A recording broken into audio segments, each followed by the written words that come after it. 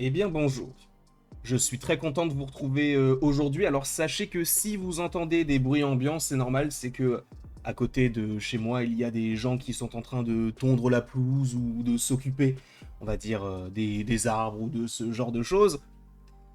Et je suis obligé de laisser les fenêtres ouvertes puisqu'il fait extrêmement chaud. Fait-il chaud chez vous ou habitez-vous à Aurillac? D'ailleurs, sachez que Aurillac est le point le plus froid de France. C'est là où on observe les plus grandes minimales. Le saviez-vous? Je ne suis pas sûr. En tout cas, sachez qu'aujourd'hui, on va parler de Marvel. À nouveau, pour changer, oui.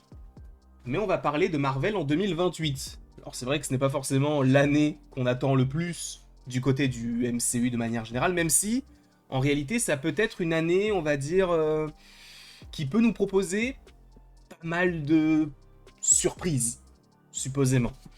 Étant donné que 2028 est la première année qui suivra la saga du multivers, puisque je vous rappelle que Secret Wars étant décalé eh bien, au mois de décembre, le fait est que fin décembre, après directement, t'arrives en 2028 et là tu peux commencer une nouvelle saga, tout simplement. Ce qui signifierait d'ailleurs que la saga du multivers aurait duré de 2000...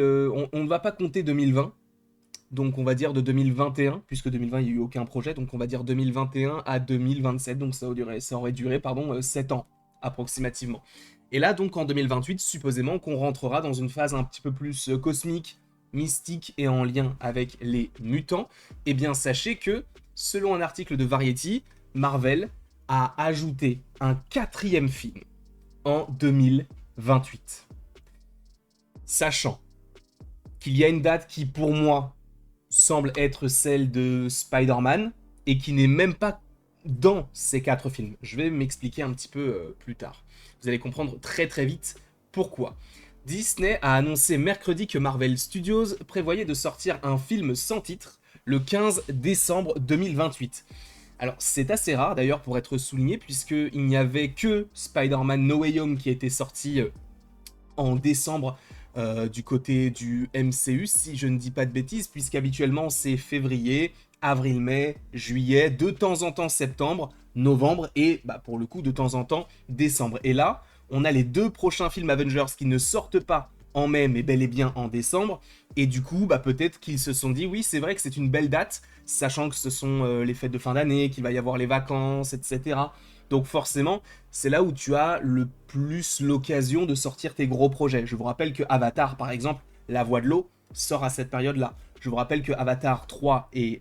le 4 et le 5 plutôt, sortent à la même période en 2029 et en 2031. Donc on sait que décembre, de manière générale pour les studios, c'est une très belle fenêtre, là où janvier, août, septembre, c'est un petit peu plus compliqué. Bref, ce serait le 4e long métrage de la division, prévu pour cette année civile. Les films précédents annoncés devraient sortir en février, mai et novembre 2028. Et c'est là où c'est assez intéressant, c'est qu'on peut rajouter juillet. Je ne vois pas Marvel se priver d'une date en juillet. Alors, ça pourrait être plausible, hein, mais je ne les vois pas le faire. Dans le sens où, la plupart du temps, lorsqu'il n'y a pas de projet annoncé en juillet, c'est que c'est pour un film Spider-Man. Ça avait été le cas pour Homecoming, ça avait été le cas pour Far From Home. Ils n'avaient pas annoncé les films puisque c'était à Sony de le faire, et du coup, les dates pour juillet étaient laissées pour les films Spider-Man.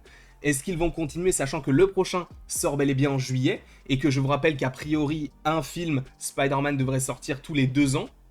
Donc si on est en juillet 2026, pour du coup Spider-Man Brand New Day, supposément que le 5e pourrait sortir en juillet 2028 et ensuite en juillet 2030. Pour le 3e, on verra. Enfin, pour le 3e de la trilogie, mais du coup, le 6e film en lien avec Spider-Man. Après, il est vrai que ça ferait février, mai, novembre, enfin, février, mai, juillet, novembre et décembre. Ça ferait 5 films. On n'a jamais eu 5 films du côté du MCU. Sachant, je pense qu'ils vont supprimer des dates. Par exemple, février, je ne les vois pas sortir un projet en février. Je pense que le premier film qui pourrait arriver après Secret Wars sortirait en mai, et je vois bien les X-Men sortir à ce moment-là. Mais on va lire l'article en question justement pour suivre tout ça. Si les 4 films respectent ces dates, ce qui n'est pas presque certain, en gros ce qui est incertain d'une certaine manière, ce serait une décision inattendue pour le studio, étant donné l'aveu public récent du PDG de Disney, Bob Iger, selon laquelle Marvel a perdu un peu de concentration en faisant trop. Vous le savez très très bien qu'ils ne vont pas garder ces dates-là. On parle de 4 à 5 films, je pense qu'il n'y en aura que 3. Je pense qu'il y aura... En fait, pour moi, les dates qui vont être supprimées seront février et novembre. Parce que si tu sors un film en novembre, quel intérêt d'en sortir un en décembre? Tu vois, c'est trop proche. Il n'y a aucun intérêt à le faire, sachant qu'on veut réduire la quantité pour améliorer la qualité. Donc février, pareil, ça serait trop proche de Secret Wars, qui pourrait rester au cinéma pendant 3 à 4 mois, possiblement.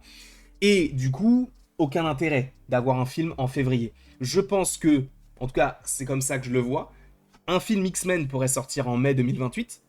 Si on reste dans cette continuité de ce que je vous ai déjà dit concernant Spider-Man, Spider-Man pourrait sortir en juillet 2028.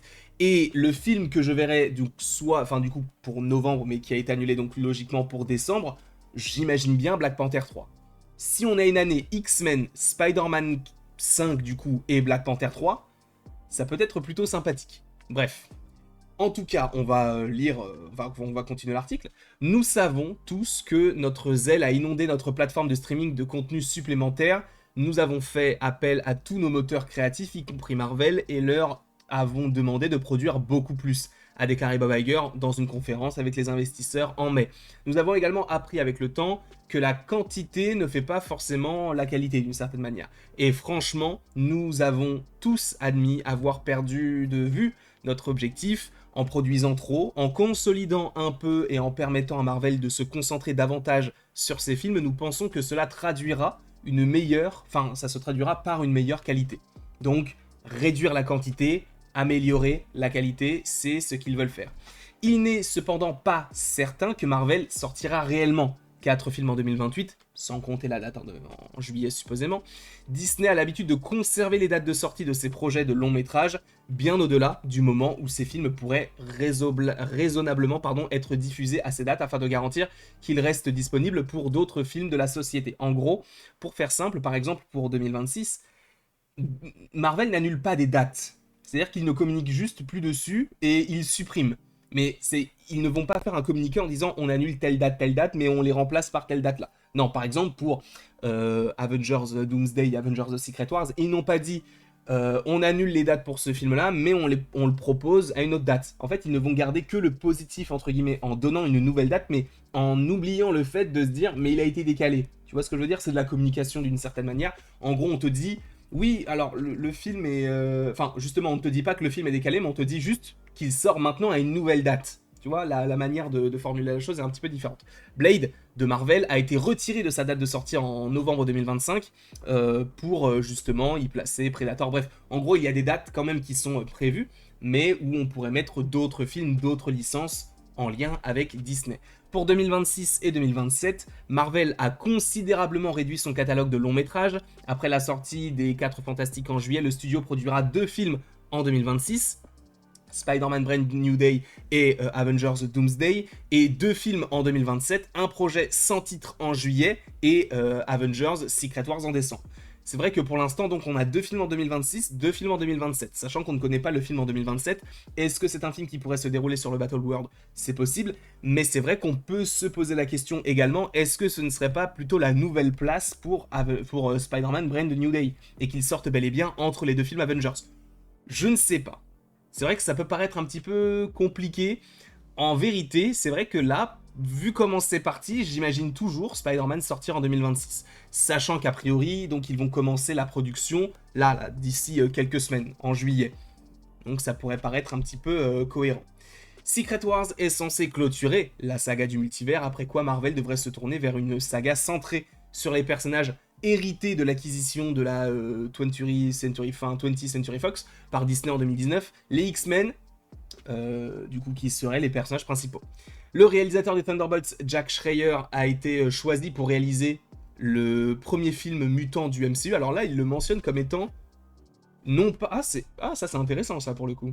Alors la manière dont il l'articule, en fait on peut totalement aller sur l'autre article, parce que là en fait c'est écrit que il s'intéresse au réalisateur, mais sur ce nouvel article ils disent que c'est bel et bien Jack Schreier qui a été choisi pour réaliser le film.